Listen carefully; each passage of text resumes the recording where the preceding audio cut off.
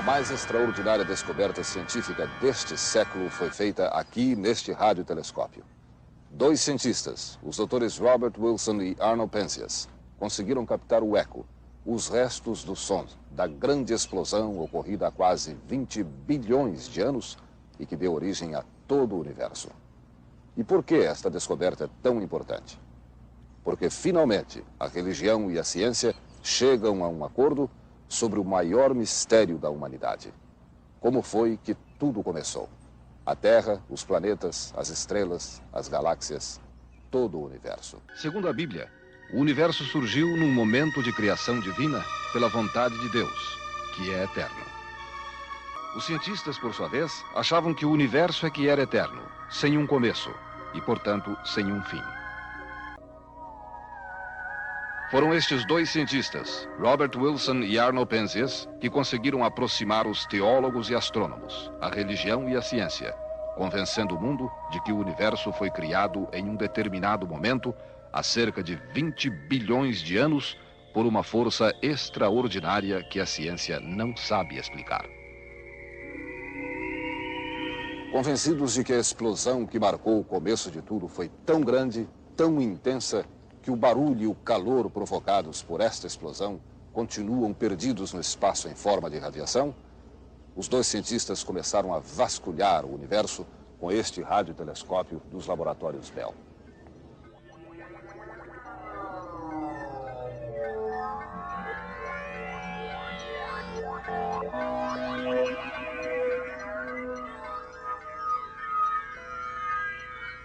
Estes instrumentos foram projetados para captar micro-ondas sem qualquer interferência. Os doutores Penzias e Wilson decidiram vasculhar os céus na onda de 7 centímetros para começar. Tínhamos escolhido de propósito a faixa de 7 centímetros porque sabíamos que não encontraríamos ali nada ou quase nada, nenhuma radiação do espaço. Para surpresa nossa, captamos radiações vindas de todas as direções, muito maiores do que esperávamos encontrar na nossa galáxia. Os dois cientistas não sabiam que já estavam ouvindo os sons da grande explosão ocorrida há bilhões de anos. Inicialmente, eles eliminaram todas as possibilidades de estarem captando sons da própria Terra.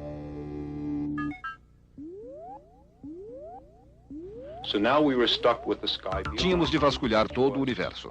Não era fácil aceitar esta hipótese, mas não tínhamos outra opção.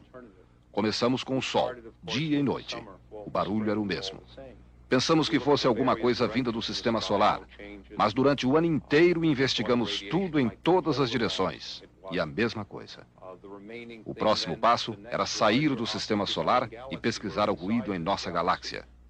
Focalizamos o telescópio para o centro da galáxia, que é como um disco. O Sol fica numa das extremidades. Esperávamos uma radiação diferente, mas nada. Ouvimos o mesmo som. Comparamos estes sons com os de outras galáxias e eram diferentes.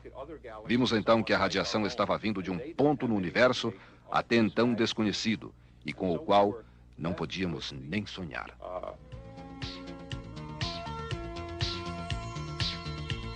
Não muito distante do radiotelescópio, na Universidade de Princeton, outros cientistas procuravam os mesmos sinais e juntos confirmavam agora a grande descoberta. Depois de muitas voltas, durante séculos, os cientistas chegaram às mesmas conclusões dos teólogos. O universo não é eterno. Ele foi criado num instante, por uma força extraordinária e inexplicável, e continua em expansão.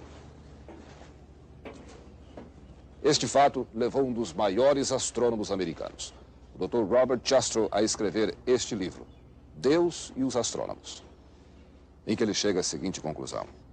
O cientista escala finalmente a montanha da ignorância. Está prestes a chegar ao pico mais alto. E quando vence o último obstáculo, ele é recebido por um punhado de teólogos que já estão sentados ali no topo há séculos.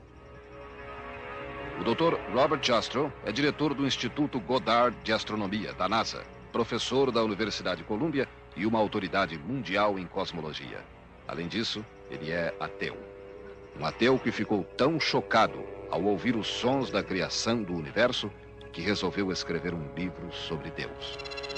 O que levou os cientistas a acreditarem na teoria da grande explosão como criação do universo? Os cientistas descobriram que todas as galáxias, que são os sistemas estelares que formam o universo, estão se distanciando umas das outras a velocidades incríveis, como se tivesse havido uma grande explosão cósmica. E como prova disto, descobriram os restos do flash de luz e do intenso calor que a grande explosão que criou o universo provocou. Encontramos agora, em todos os lugares no espaço, a radiação desta bola de fogo cósmica.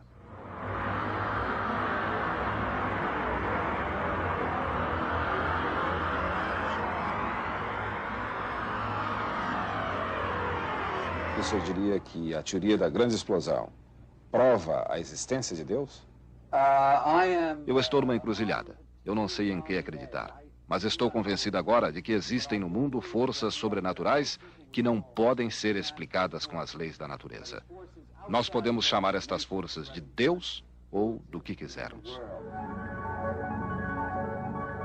O professor Philip Morrison, um dos inventores da bomba atômica, físico e astrônomo do Instituto de Tecnologia de Massachusetts, explica a importância da teoria da grande explosão com uma viagem imaginária pelo universo.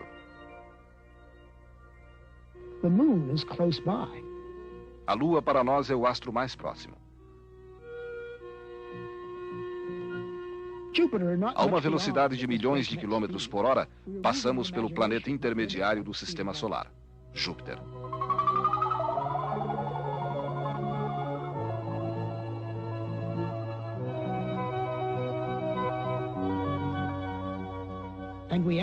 Viajando a mais de 200 mil quilômetros por segundo, passamos pela constelação Andrômeda. Em pleno universo, à medida que andamos para frente a uma velocidade fantástica, o tempo começa a regredir. A noção que temos dos dias, dos meses e dos anos é uma coisa que só se observa na Terra. Chegamos a bilhões de anos no passado, quando as galáxias estavam sendo formadas.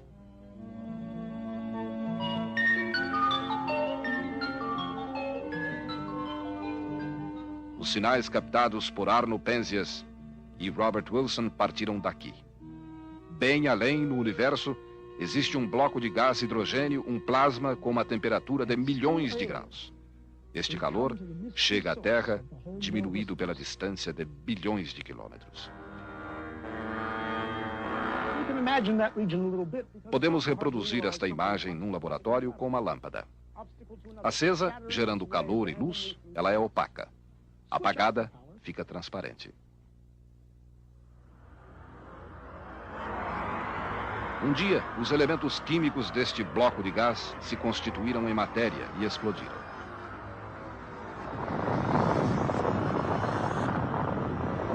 E cada parte se transformou num planeta ou num conjunto de estrelas que continuam viajando pelo universo com o empuxo da explosão.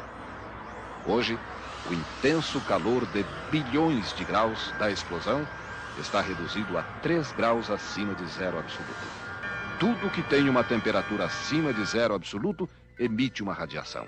No ano passado, cientistas da Universidade da Califórnia repetiram a experiência de Penzias e Wilson com este avião U-2, na camada mais alta da atmosfera terrestre.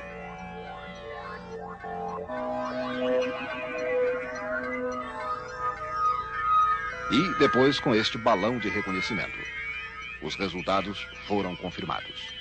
Os sons ouvidos nos laboratórios Bell eram da radiação da grande explosão.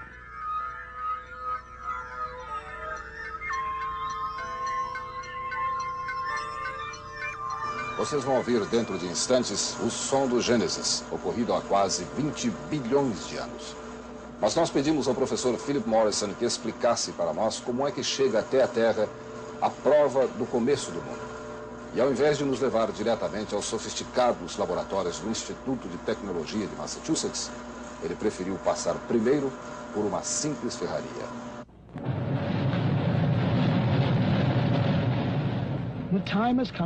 Os sons ouvidos nos laboratórios Bell são, na realidade, radiações produzidas pelo calor. A mesma radiação observada nesta corrente. O calor transforma o ferro e o aço em uma lava ou pasta macia como cera. Minutos depois de tirada da forja, Esta corrente parece estar fria, mas durante horas ela emitirá uma radiação térmica ou um calor que não pode ser sentido com a mão.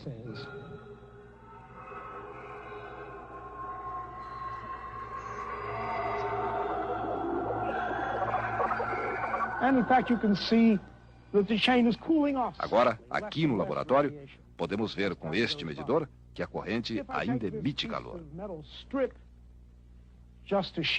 Se eu puser esta placa de metal entre o medidor e a corrente, intercepto a radiação.